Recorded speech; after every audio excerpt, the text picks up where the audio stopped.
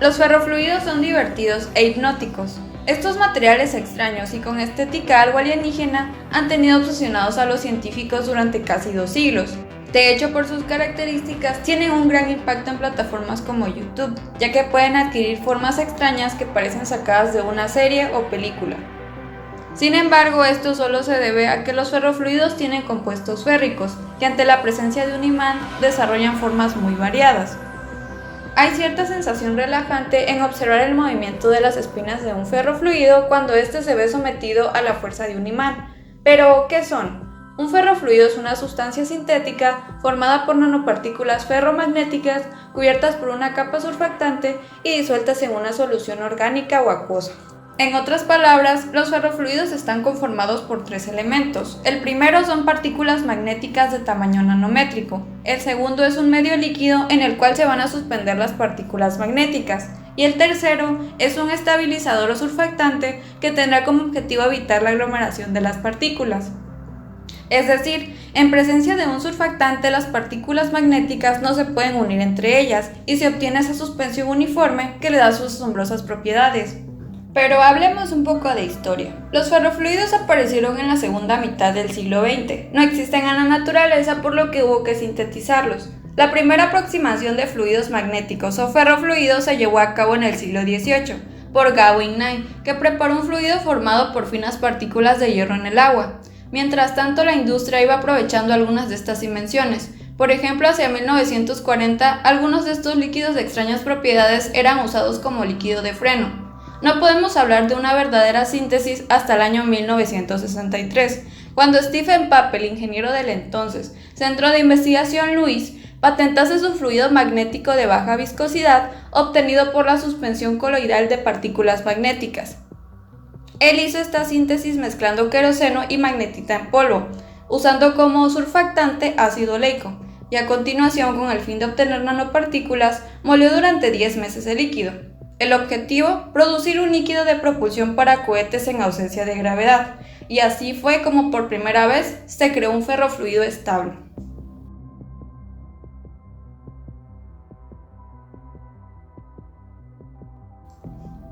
En 1964, Ronald Rosenzweig bautizó la rama como ferrohidrodinámica y un año más tarde, Stephen Papel pasaba a trabajar para la NASA en varios proyectos con estos materiales.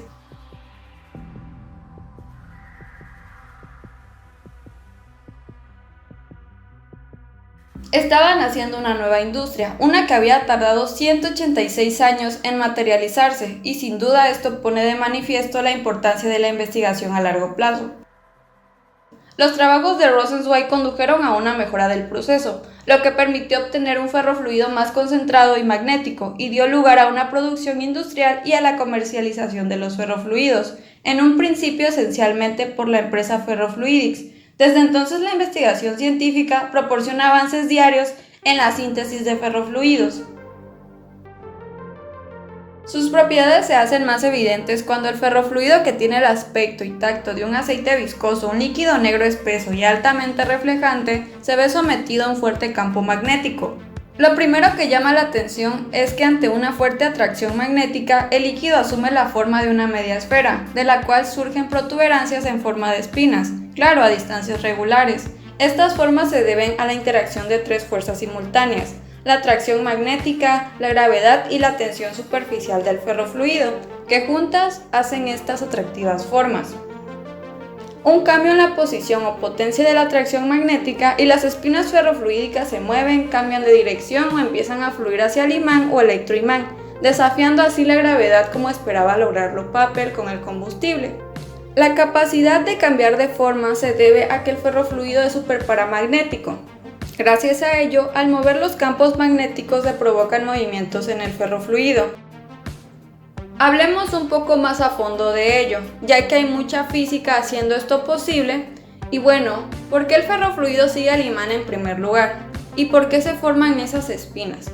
Las partículas magnéticas deben ser muy pequeñas, de unos 10 nanómetros. Con estas nanopartículas todo cambia. Son tan pequeñas que solo su energía cinética o su temperatura contrarrestan la atracción magnética que haría normalmente que se unieran y luego se hundieran. Pero las fuerzas de Van der Waals juegan un papel importante en la escala nano. atrayendo al metal y sacándolo del líquido.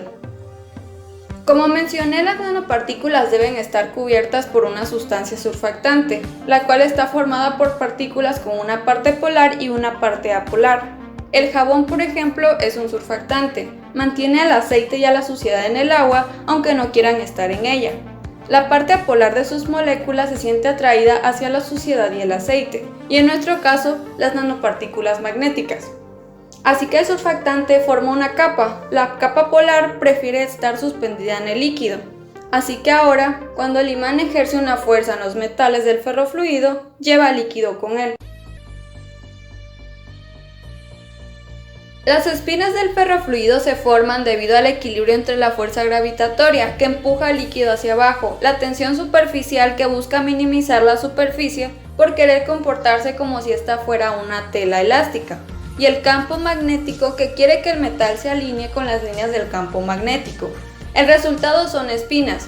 Los ferrofluidos están llenos de sorpresa, y en algunas ocasiones los científicos se encuentran con cosas que no parecen tener utilidad inmediata. Ocurrió con el láser, desarrollado como aplicación práctica de algunos desarrollos teóricos de Albert Einstein, cuya enorme utilidad solo se fue apreciando con el paso del tiempo, hasta ser la herramienta multiusos que es hoy. En otras ocasiones, los investigadores buscan soluciones concretas a determinados problemas y pueden acabar con un resultado que no se aplica al problema, pero abre nuevas oportunidades para la ciencia, la técnica y el arte. Es lo que ocurrió con los ferrofluidos. Al ver los ferrofluidos puede parecer que más allá de jugar con ellos y ver cómo adquieren formas hipnóticas increíblemente variadas, no tienen demasiadas aplicaciones, pero es todo lo contrario. Desde su invención los ferrofluidos han tenido muchos usos y del mismo modo se están investigando para encontrar nuevos. En medicina, por ejemplo, se han diseñado ferrofluidos biocompatibles, es decir, que pueden ser introducidos en el cuerpo y ser asimilados sin provocar complicaciones en el organismo. Una aproximación es introducir ferrofluidos en el cuerpo, llevarlo a las células de un tumor utilizando campos magnéticos y una vez en ellas, someterlo a un potente campo magnético para calentarlo, matando así a las células, mientras que las células sanas son más capaces de soportar estos aumentos de temperatura. Los ferrofluidos pueden llegar al centro de los tumores, mientras que muchos de los medicamentos de hoy en día solo atacan la superficie. Pueden utilizarse también como material de contraste en diferentes tipos de escáneres médicos, y hay además estudios en animales que muestran que ayudan a la comunicación de las neuronas mediante neurotransmisores, lo cual podría ayudar a los pacientes de ictus. Al igual que en la industria aeroespacial, por sus propiedades magnéticas y mecánicas, los ferrofluidos podrían servir para modificar la rotación de los vehículos espaciales en condiciones de ausencia de gravedad. Del mismo modo, se está investigando su uso como propulsor en satélites pequeños, pues los chorros de nanopartículas magnéticas podrían ayudar a mantener la propulsión después de abandonar la órbita terrestre. En la industria papelera se está experimentando el uso de ferrofluido en las tintas, y es que podría ofrecer una eficacia de impresión enorme. De hecho, una empresa japonesa ya ha inventado una impresora que usa tinta ferrofluídica. En medición, los ferrofluidos tienen potentes propiedades refractivas, es decir, la luz cambia de dirección y de velocidad al pasar a través de ellos. Esto hace que tenga un gran interés en el campo de la óptica, especialmente en lo que a analizar la viscosidad de soluciones se refiere. También en la industria automovilística, algunos sistemas de suspensión ya están utilizando ferrofluidos como fluido de amortiguación en lugar de aceite convencional, y de este modo permiten variar las condiciones de amortiguación en función de las preferencias del conductor o de la cantidad de peso que carga el vehículo.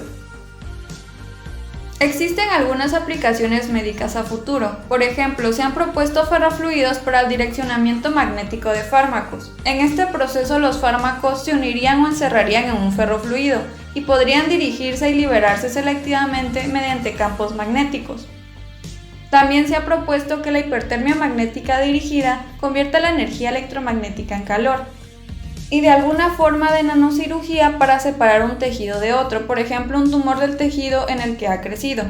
Es posible elaborar un ferrofluido sencillo por medio de pequeñas partículas magnéticas mezcladas con aceite mineral, vegetal o automotor. Por ejemplo, podemos utilizar polvo de ferrita, partículas de lana de algo quemado, tóner magnético de impresión láser, tinta magnética que esta es empleada para imprimir cheques, partículas raspadas de la superficie de los cassettes, polvo de inspección magnético usado en negocios de soldadura, partículas que pueden ser extraídas directamente de la arena utilizando un imán. Debemos obtener una relación 1 a 1 entre el aceite y el polvo magnético para obtener buenos resultados. Sin embargo, estos fluidos no tienen buena estabilidad, tendiendo a la acumulación de las partículas y a la rápida pérdida de las propiedades. Los ferrofluidos profesionales utilizan emulsificaciones para suspender las partículas magnéticas aceitosas muy finas, de menos de 1 micrómetro de diámetro en el agua. Ahora llevaremos a cabo un experimento de ferrofluido casero. Los materiales que vamos a utilizar es limadura de hierro, aceite de oliva o el que tengas en tu cocina, glicerina que normalmente la encontramos en la farmacia, guantes por seguridad, algún utensilio con el que podamos mezclar nuestros materiales, recipientes, yo utilicé tapas y claro, un imán de neodimio. Comenzamos agregando la limadura en nuestro recipiente, después poco a poco iremos agregando el aceite de oliva y después mezclaremos con nuestro utensilio, con el fin de obtener una consistencia parecida a la de un ferrofluido.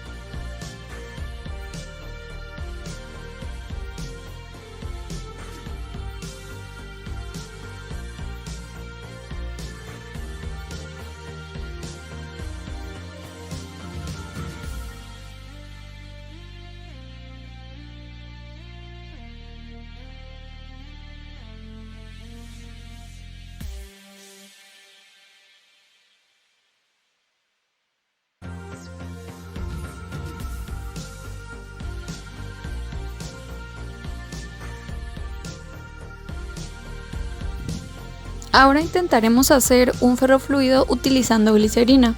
Es el mismo procedimiento. Agregaremos un poco de limadura de hierro a nuestro recipiente y poco a poco iremos agregando la glicerina. Después solo mezclamos.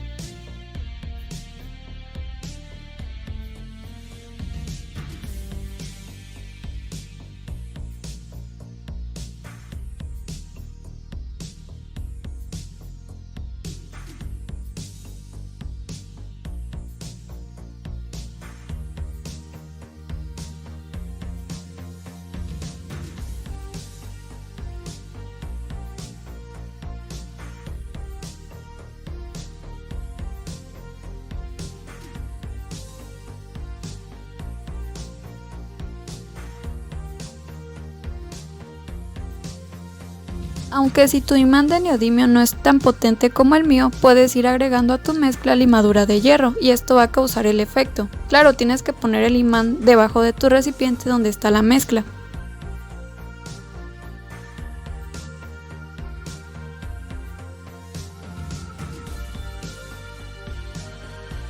Y ahora, para hacer todavía esto más interesante, utilizaremos un láser, un recipiente con tapa, nuestro ferrofluido, marcatextos, agua y nuestro imán de neodimio. Lo primero que haremos es romper nuestro marcatexto de esta manera. Y lo dejaremos remojar en el agua hasta que el agua se ponga de este color. Ya teniendo nuestra agua, lo único que haremos es tomar nuestro recipiente y agregar el ferrofluido que hicimos, distribuyéndolo muy bien en el fondo.